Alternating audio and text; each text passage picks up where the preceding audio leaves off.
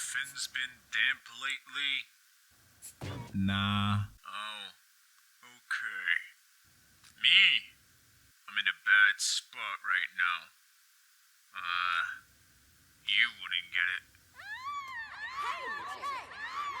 You're right. I don't get it.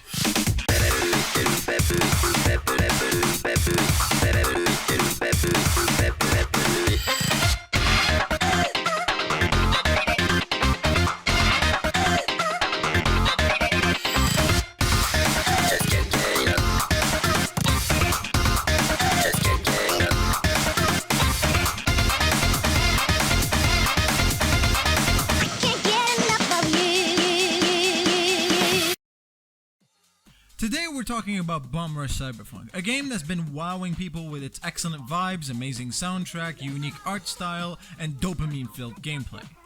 Though, all of this can also be describing another game, 23 years before Bomb Rush Cyberpunk. In the 29th of June in 2000, Sega came out with Jet Set Radio. And Jet Set Radio had the exact same art style, the same type of music, and the same premise. Pretty much the same objective as well. Jet Set Radio was a game that had come out around the same time that extreme sports were getting really popular, i.e. Tony Hawk and stuff like that. And graffiti was considered to be really cool. This game was such a phenomenon that people have molded their lives from this game. People like Tumelo, whose music is reminiscent of Jet Set Radio so much that he made 2 albums dedicated to the game. There are games out there that mold people's lives this way, and Jet Set Radio simply was one of those. Though, with time, we expected something new from the Jet Set Radio franchise, but we never really got anything. Along the way, a team that obviously adores Jet Set Radio shows up, called Team Reptile, and they make Lethal League, and then Lethal League Blaze. And in the meanwhile, working on Bomb Rush Cyberpunk. It felt like this game was never going to come out. I never thought Bomb Rush Cyberpunk would be a game I was going to play at some point. But then it did. And wow. Honestly, Sega can just throw away Jet Set Radio at this point because Team Reptile have simply just taken the mantle. It's so much better than Jet Set Radio, honestly. Way better. Real quick, let's talk about the premise. You play as Red, a so-called cyberhead who's recently lost his head. He doesn't remember anything, but him, Trice, and Bell are part of Bomb Rush crew. And your head being Foe, a skilled rider that will help BRC go all city, which means being the most dominant crew in New Amsterdam. Right, by the way, this game happens like many years in the future, so don't think too much on it.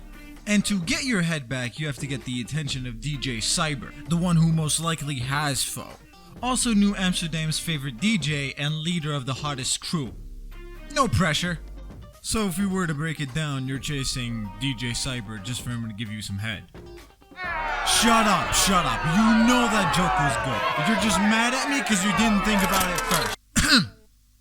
Let's talk about tagging walls. This game's main premise can be summed up in 2 sentences. Oh no! Graffiti is illegal! But it's cool though! And that's about it. The game has a unique way for you to do graffiti. There are a lot of unique tags for you to put up using a grid that allows you to put up a pattern that corresponds to respective tags. It's pretty neat.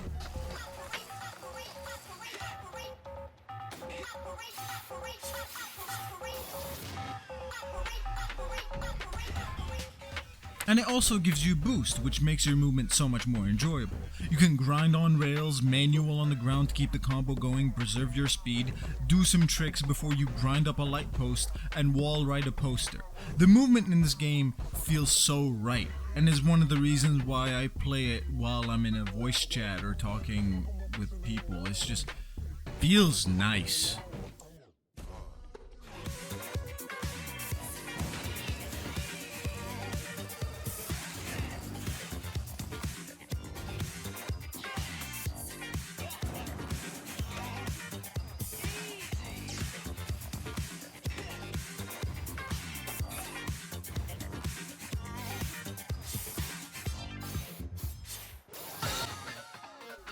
Maps are these huge playgrounds for you to style on, and with how the combo score and multiplier are on screen at all times, you always push to see how far you can make those numbers go. You get in the zone where you and your skateboard are one, you're floating through the level, and when that combo finally ends and you're met with that gigantic number, you just go, nice. And then the cops show up to ruin your shit, though you can fight back, and humiliating the coppers is pretty enjoyable. Hey, what you got here? Some sort of crazy taxi? Sir! It's one of those ruffians! He's hitting the gritty! We gotta take him out! Dismal. Crazy. Badass.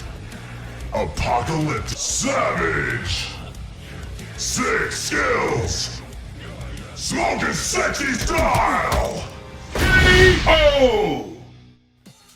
I really like the way this game handles the cops, because it goes from, you ruffian, we're gonna subdue you and take you to jail, and then Red just goes, nuh-uh, I'm not going, and then they're like, we're gonna use our top-notch technology to take you down. You mean this technology that I just broke? We're gonna bring in snipers! They're weak as shit. You guys suck as cops. Suspect is armed and dangerous. Lethal force is authorized. Wait! Graphically, the game is pretty much PlayStation 1, but because of the style, it kind of transcends that and becomes something else. It also helps me, who has a really shitty... What is... This is so loud. Can we turn down the music a little bit?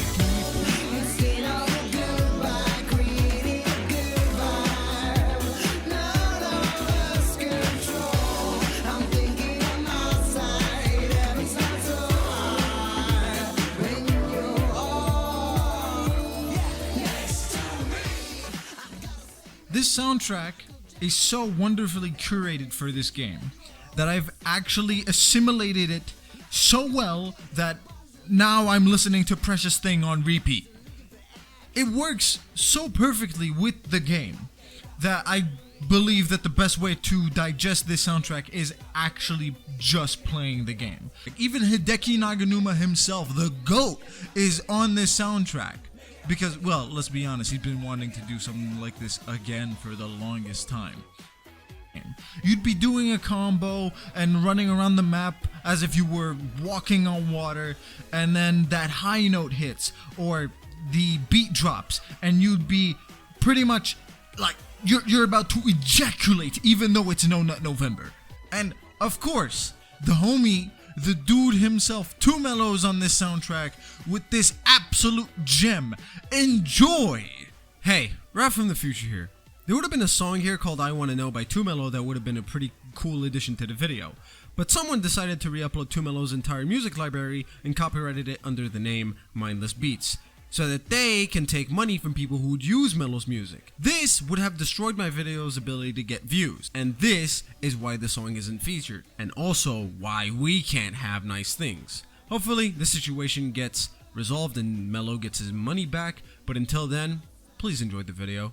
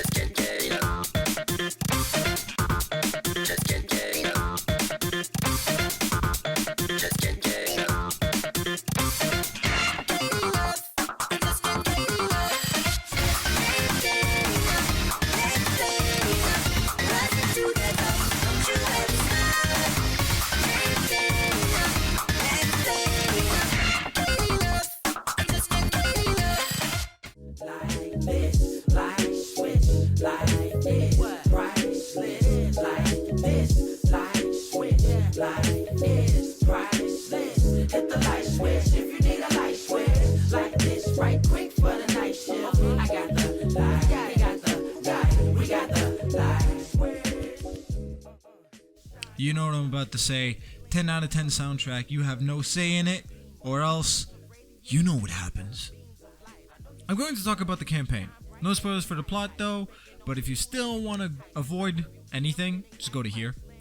The game sends you to a bunch of locations, 7 to be exact. and says to get some street cred to challenge the big bads. The big bads, all of them are really cool. There's the Franks, the Eclipse, Dottie XCs, the Devil Theories, and Futurism. You challenge the bad guys for their turf, and you're like, we're gonna take your turf, and they're like, no, the fuck you mean, nah? And then when you do, the cops show up with some new way to get you. It can be turrets, shield guys, snipers, whatever. And then after you get away from them, you get to challenge the big bads to a crew battle. You style on them, and whoever gets the most score wins and takes over their turf. Then there's a dream sequence that's super cool and has a lot of abstract things going on there. I'm not smart enough to really tell you what goes on. Through that dream sequence, you get a little bit of your past. It's the same for all the areas with a few variations here and there. The writing is clever. I laughed at a few moments. Over here. Solace, what are you doing there? Want us to get you out? No, I quite like it in here. To be honest with you, I am claustrophobic. I don't think that word means what you think it means. No, sorry. It's comfortable to me. It's because I'm also a masochist. A claustrophobic masochist. I've had just about enough of this, dude.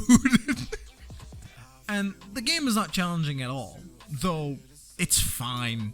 I wouldn't want this game to be challenging in any way. As you progress through the story, you get new characters added to your crew. They're not that many, and the way you get more characters is by doing side quests. You get a ton of new characters, and when the game ends, you can get even more. There's almost around like 20 characters you can unlock in this game, which is pretty goddamn impressive. None of them really have anything new except for new barks, and some of them are restricted to only one vehicle or playstyle. Speaking of playstyles, there's nothing different apart from a few secrets here and there that need the bike, the skates, or the skateboard.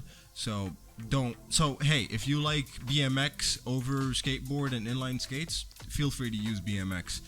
You can change between characters, but it only comes up like once, and it's more of a personal choice than anything. And throughout the story, or as you progress through the game, you will find collectibles, either their music, tags, or colors for your characters.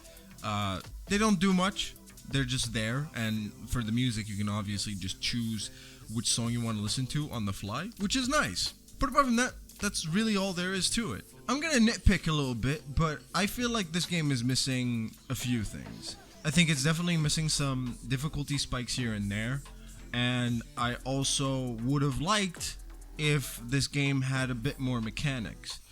I mean, the game is fun, but it gets tiring really quickly. Like, this is a game you boot up, you play for an hour and a half, and then you turn it off. You can't really sit there and play it for 3 hours, because when you get to that 2-hour mark, you're already getting tired of listening to the same playlist over and over and such. And it's not just that, it's also that there isn't enough mechanics to support the skating around, the comboing and such. It just feels like it's missing something. There's also one thing that bothers me. When you get some extra speed, especially say you boost yourself off a moving train or something like that, the game will limit you instead of pushing you forward. It will push you back to the normal speed instead of, hey, you gained this speed, you can keep it. Which is kind of annoying. Like, the game really limits itself, and it's okay. Game is still like an 8 out of 10, but there's definitely a few things that do bother me. Although I will say all this is pretty much null and void due to the community and the devs themselves working on mods. A month since the game came out, and we've already had a multiplayer mod, a way to put your own tags into the game. There's someone who made a Movement Plus mod that makes it so that you can keep your speed and such, which is really cool, and I can't wait to try those out after I finish making this video. So honestly, if the devs keep working on it and keep giving resources to the community, Bromar Cyberpunk might not even need a sequel, because it would just work and live off of the community, which is wonderful since the devs themselves are empowering that community. And this is why Whether or not the game is bad, challenging or not, this game is a 10 out of 10 in my heart. Objectively, I would say it's an 8 out of 10. But 10 out of 10 in my heart because, first of all, the devs have so much goodwill. And second of all, I know that they're going to keep working on it and keep making updates and probably even a DLC or a sequel because it deserves it. Bomb Rush Cyberpunk is worth your money. And if you're not convinced, well, that's a skill issue. And that's all. Thank you guys so much for watching the video. I hope you enjoyed. If you did, go ahead, like, and subscribe, and put a comment down. Tell me what your favorite part is, because I would love to know. I would like to thank Friendly Internet Black Guy for helping me out on a few editing parts here and there. And I would like to thank everyone that's been subscribing and watching my videos. I've been getting closer and closer to 1,000 subscribers and the ability to be monetized. As someone who's been doing this for 8 years, it's pretty goddamn exciting. Yeah, the next video is going to be a how to style video, so if you're someone who likes my how to style videos, hey, get excited. And I guess that's it. Yeah, go play Bomber Cyberpunk. And I'll see you guys next time. Ta-ta!